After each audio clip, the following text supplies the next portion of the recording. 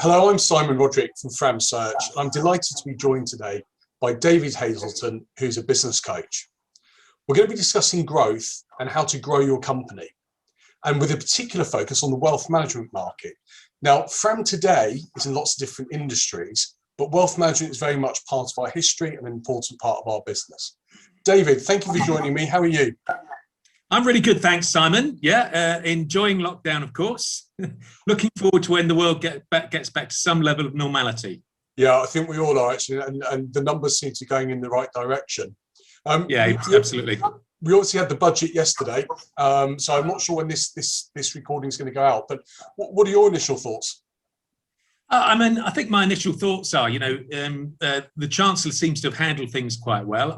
I like some of the stuff that he's done around corporation tax. Personally, I'm not keen on the limits to the lifetime allowance, and I think that's probably the one thing that maybe I've got too much of a personal stake in that, but it does seem a bit unfair.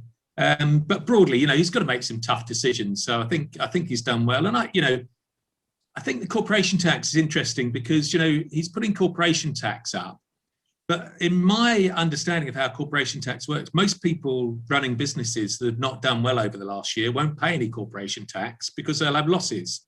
And the fact that they can carry them back, carry them forward, that seems to me that the people that have really suffered aren't going to suffer through the tax increases. But equally, there's a number of businesses that have done really well and they're going to pay more tax. Well, they've done well because many other people have been suffering. So, it feels like the balance is about right. Hopefully we'll see that it gets us to where we need to be. But, we've built up a lot of debt and we, don't know whether we have to repay that, but we have to be able to manage the debt. I'm not sure whose job I'd like least, actually, the PM's job or the Chancellor's job at the moment, but they're pretty tough roles to be in. Talking Absolutely. About careers, David, would you mind just giving me a brief overview of your career?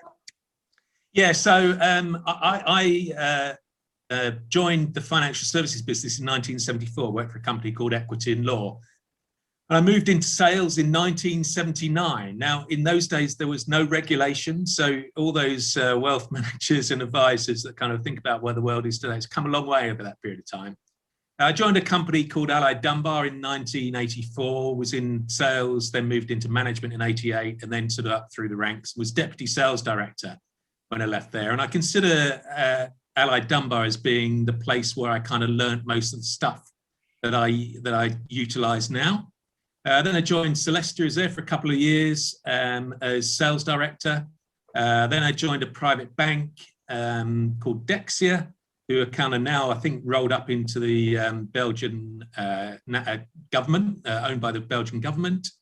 And I joined Raymond James in 2006. So that's kind of nearly 15 years ago that I joined Raymond James as head of business development. And my job was to help grow the business. We had assets of about 800 million. When I finished my time as head of business development, we've moved it up to about 12 billion. So, feel like I did a reasonable job in that role. And I think it was about 2015, 2016, I went off to qualify as a business coach and did some business coaching with Raymond James alongside my business development role. And the aim was really to help Raymond James's individual practices to kind of build and develop and grow. So for the last sort of 6 years, I've developed quite a lot of knowledge and experience of working with small wealth management businesses and helping them grow. In the last 3 years, I've been doing that full time with Raymond James, albeit only 2 days a week. So my day job is 2 days a week with Raymond James, and then I do some additional consultancy work on the side. Again, with small businesses, I've worked with some outside financial services, and it's really interesting to see that the challenges that small businesses have are pretty well universal across the range of different businesses that I work with. So you might think that your challenges are unique to the industry. Actually, most businesses have to deal with some kind of regulation. Most businesses have challenges around growing their business. They have challenges around managing people.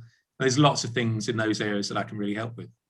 I certainly think you're right. There's lots of things we see from, different segments of financial services that are transferable, and it's the same sorts of challenges. But But one of the things we see a lot in wealth management is people are very keen to grow their business, and one of the ways that they look to do that is to hire experienced people. And over the last 30 years, I wondered whether or not you'd seen common traits from those that are perhaps star performers versus those that are just merely kind of average, and what those traits may be.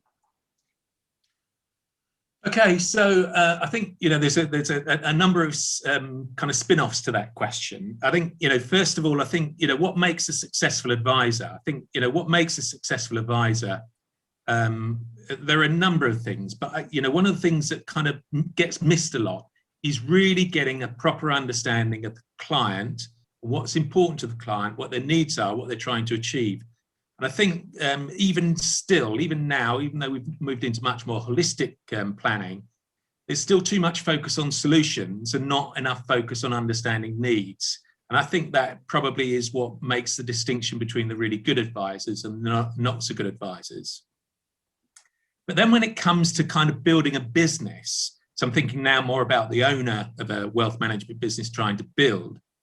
A book that I read when I started off the coaching program was a book called The E-Myth by Michael E. Gerber, I think it is. He's an American guy, wrote in the 1980s. So it's kind of, in a way, it's a bit dated. He's on the front cover wearing a fedora hat and, in the Florida sunshine or something. So I think you need to put the language to one side, but the message that comes through really strongly is that it's a myth that small business owners are entrepreneurs. Typically, they're not. Typically they are technicians, people who, and I think about all the people who are running wealth management businesses. They're really good technicians at, advising clients and understanding financial services business.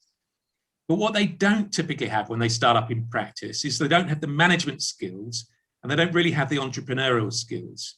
Those management skills are really important in being able to kind of make sure that you build, replicable processes, and as you bring people in, you kind of can keep consistency, etc. And the entrepreneurship is about having the vision to be able to develop and grow the business, and to be able to see, where am I now and where do I want to be in future, and how am I going to get there, and how do I build the business, and how do I, take the necessary risks to be able to extend and grow the business in that way. So I think that's the next thing I think for business owners is to think about is how do I develop my managerial and entrepreneurial skills such that I can build out a really powerful business. And as a qualified business coach, there must be tools that you use to help people to develop those, and certainly in terms of strategic planning and review. What are the key elements people should be thinking about from perhaps a 3 or a 5 year plan?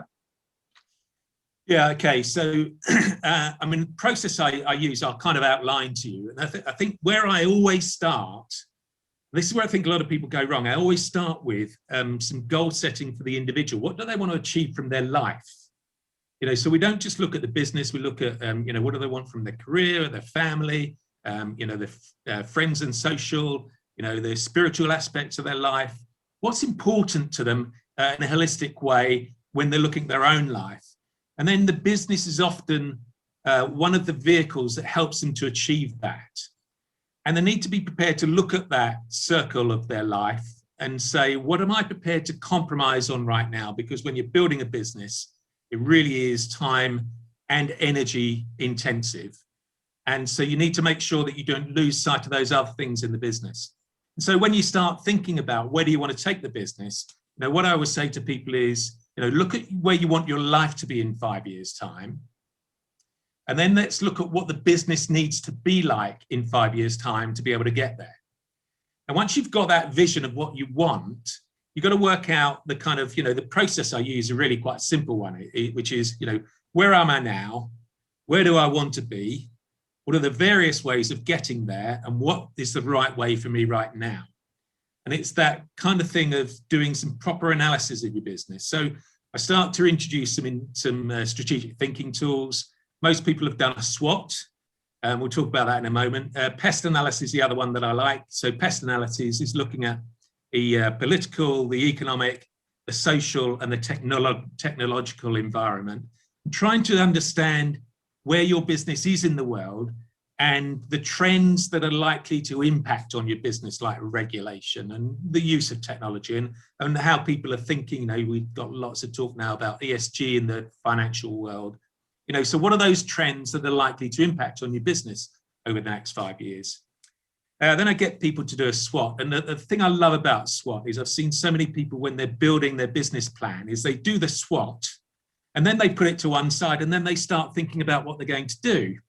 And so a trick I learned with a SWOT analysis is, once you've done the SWOT analysis, you've got to then do the so what analysis. So I've done this SWOT. I've got lots of information about my strengths, my weaknesses, opportunities, and threats.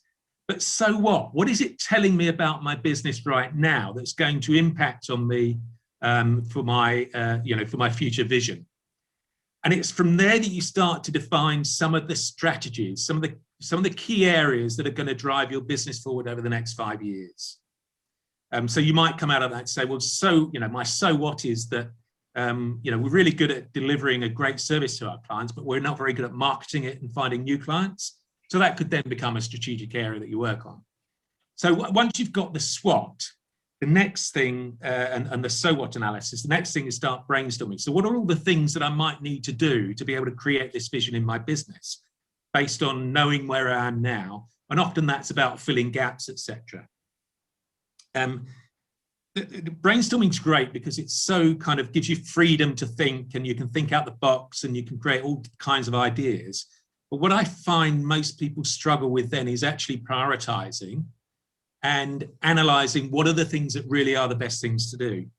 So I have a thing that I call an aid analysis. Really, it is just a typical X and Y graph where we look at the attractiveness, after cost of doing something. So how attractive is it? High, medium, low.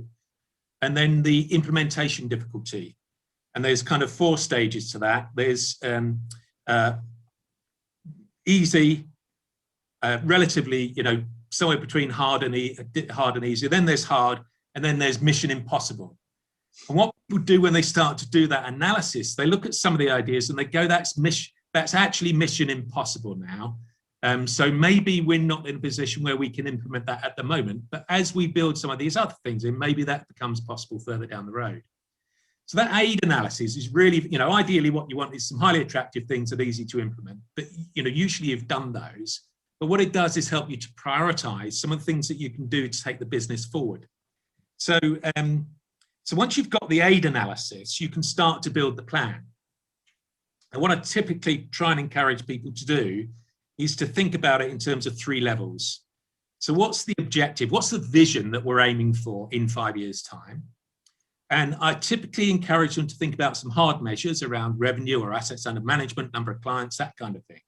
But also some soft measures. So it might be a statement about what they want clients to say about them, or what they want external people to say about them. So you've got things that are driving you in terms of hard measures, but also stuff about reputation typically, so that you build the business in a way that builds a reputation that's important to you as well. So once you've got the objectives, then the next thing is to define your strategies. And there are lots of various things that come up, but typically I find marketing is usually a key one. How are we going to grow the business? Organizational structure is another key one. Those are the ones that typically come up. It might be around how we develop our people, managing people, all that kind of stuff. So you develop maybe 2 or 3 strategies typically. The strategies I define as, strategy is the bridge that gets you from here to there. So you want to define the broad strategies, and then underneath each strategy, you start to define the tactics that are going to get to achievement of that strategy. So that gives you then the plan structure. And this is where I find, again, most people, business managers, get stuck again, because they look at it all and they go, my God, I've got to do this all at once. And in that moment of trying to do everything all at once, the net result is they actually end up doing nothing, because it's just overwhelming. There's too much to do, because you've got 5 years worth of work to do here. So what I encourage them to do then is to say, okay, so now you've got your strategy and tactics, and you know what the objective is that you're aiming to achieve. What you need to do is to identify under each strategy maybe one or two actions that are going to move you, that are the next steps to take under that strategy in the next 90 days.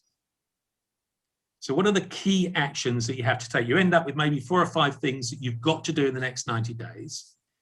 And then what you do is you appoint an accountability partner. And you share your plan and your objectives and your 90-day actions, particularly, that's really important, with your accountability partner. And then you have a review, typically halfway through, after about 6 weeks. And then at the end of 90 days, you have a look at how you've done, whether you've achieved it or not. Typically, you haven't achieved everything, but you'll have achieved quite a lot more than if you tried to do everything all at once. And then you reset, review the plan. What are the next 90 days actions? And if you follow that process, if you think, actually we can do 2 or 3 really key things in our business each quarter, that means you get maybe 10 or 12 things done in a year. And that means over 5 years, you can make dramatic changes to your business by taking it step by step. But it's important to have kind of, you know where you're heading, the general direction through your vision and the strategy. But that 90-day action planning really helps keep you on track. And working with an accountability partner is kind of the thing that reminds people that they've got to get them, got to get the things done. It's the thing that probably terrifies most entrepreneurs, David, the accountability. But, I myself am an owner manager, and so much of what you've said then resonates. So I'm sure it will resonate with anybody that's watching this as well, who does run their own business, around the challenges that you have around putting together a plan and implementing it. Coming to the implementation side of things, once you've got your roadmap in place, what are often the obstacles that people face in implementing those plans? Well, I think what I think most business managers underestimate is that they've already got a busy day job. So finding the time and actually prioritizing the time to make these things happen, because typically these things are not the urgent and important things. They're important, but they're not urgent. And those things are the things that always get put off. So I think this is where having an accountability partner, and actually, I like to encourage people to think about, a good tactic is to build in a model month. Because, there are always things, on a monthly basis, you're going to do your month-end accounts or whatever it might be. You've got certain things that you have to do on a monthly basis that kind of repeat. And you get some weekly things that happen as well. And so you start with a model month and you put in all the things that have got to be done in specific times. And that then sort of starts to create a skeleton. And then before you start filling it up with all the other stuff, you put in the important but not urgent things that are to do with your plan, schedule some time for them so that you can make sure that they happen. And then you start to build in all the rest of the stuff. But if you do it the other way around, you'll never find the time to do that stuff. You got to have that commitment to putting the time in. And then I think, managing people is, I think in the UK, we're just not very good at managing people generally. I think there are some people obviously that are good at it, but generally it's not something we focus on very much. And one of the key things that I kind of read into the E-Myth is that business owners need to learn to delegate. And they're not very good at delegating. And I tell you a story. I went to a lunch with Bill Gates once, back in probably 2007, 8 or something. Now, it wasn't just me. There were 400 other people. I was going to ask David, for people listening, or whatever, but I'm not going to name drop either who I've been for lunch with, because I wouldn't want to come and embarrass you. But okay, so you're having lunch with Bill Gates. Okay. Yeah. So Bill Gates. So he talked about Microsoft, and it was really interesting. He talked about the way that the business started. As we all know, he started in his garage and he started writing code himself. And he got so popular that the business grew, and he knew that he needed to bring other people into his business. So he brought other people into the business. So that was the first stage of development in his business. And then he would check every piece of code, excuse me, before it went out of the door. And the business continued to grow, and he got to a stage where he realized he couldn't check every piece of code before it went out the door if he wanted the business to carry on growing. So that led him to the second stage of the business growth. And so he said the business typically went through about 5 different stages. And quite interestingly, there's an article that I've kind of borrowed from, which is the 5 stages of small business growth. It's a Harvard Business School article written in the mid-80s. Again, you know, it's all old stuff. But it talks about the 5 stages that businesses go through and how, you know, the business starts to separate from the business owner. You know, as you build the business, you know, once you list the business, you know, that separation is really starting to happen. And the business owner can stay with it, as Jobs did, and as you know, lots of others have done, or they can separate and, you know, go off and do their own thing, as equally many people have done. But it's that ability to learn how to delegate, because you cannot, as the business grows, you cannot possibly control everything. So being able to delegate, you know, bring good people in, make sure you maintain the culture, make sure you maintain the quality of what you do, all that kind of stuff is really important. And that's about learning how to delegate. So true, and, you know, again, resonating. And is there an obvious trigger? So if we talk about the wealth management marketplace, for example, you know, I'm sure we all know people that have started as a practitioner, they've grown their business then to a practice of 15, 20 people. Yeah. Is there an obvious trigger at one point where people need to turn around and say, actually, I need external management? And does that always bring risk to culture as well? I mean, what's your experience? Yeah. No, I think for me, it goes back to the individual and what they want to be. You know, and what I find is that some of the wealth managers I work with, they want to continue to develop and grow their management skills and their entrepreneurial skills so that they lead the business. Other people say, actually, I really enjoy the piece of giving advice to clients and building relationships with professionals, whatever it might be, but I'm going to bring in a professional manager to manage the rest of it. And either route's fine. It depends on, you know, what the individual wants to do and what's important to them. But I think, you know, they got to think about how they develop those skills. And you know, one of the things that I talk about a lot, you know, here's an exercise that works really well for me. When you're doing that 5-year vision, what I've done with most of the people is say to them, right, I want you to draw the organizational chart for your business in 5 years' time, but I don't want any names in any of the boxes. So typically you end up with a 3, you know, so the leader, 3 or 4 managers, and then some people underneath that. But when you kind of create that structure with no names in the boxes, it really gives you a lot of freedom to think about how you're going to develop the business and how you're going to develop the people. Because what happens over that 5-year period is you start to see your people starting to slot themselves automatically into the boxes. And I think, you know, that's a really good way of kind of helping to build out that structure. But your other point was around culture. Mm. And, you know, I learned a lot about culture over the years, having worked in good cultures and bad cultures. What I know is that every business has a culture. And if you don't take steps to define and manage that culture, then you'll develop a culture anyway. It just might not be the one that you want. So I think it's really important to define your culture. And the culture for the business owner comes from you and your core values and your beliefs and the mission you're trying to achieve, what's important about clients, all that sort of stuff, what's important about the people in your business. And you know, there are lots of processes you can use, but getting a structure and getting something written down that actually defines your culture is really important. You can tweak it and change it over time, but your values don't change very much over time. So, you know, the culture probably shouldn't change over time. And then when it comes to bringing people into the business, you know, what you include it in your recruitment processes. I mean, you do loads of recruiting stuff, Simon, don't you? So, you know, if a business came to you and said, look, this is our culture and we want to find people that fit this culture, it's going to make your job much easier as well, isn't it? Yeah, I think so. I think you've hit the nail on the head that where we see hires go wrong sometimes is when firms, you know, have a disconnect between their culture and values and the people that they're bringing into the business. You know, there's lots of things in life that you can work through and you can compromise on, but if you have fundamentally different values to someone, you're often going to struggle. So I really like what you said there around, if you don't control the culture and defend it, then actually it'll just evolve anyway, and it might not be something you like. I mean, that's a really powerful message, I think. So Absolutely. yeah. Well, David, you've been really good in giving us your time, and thank you very much for talking me through that. I hope you keep well and that you have a good 2021, and when we unlock, I look forward to catching up in person.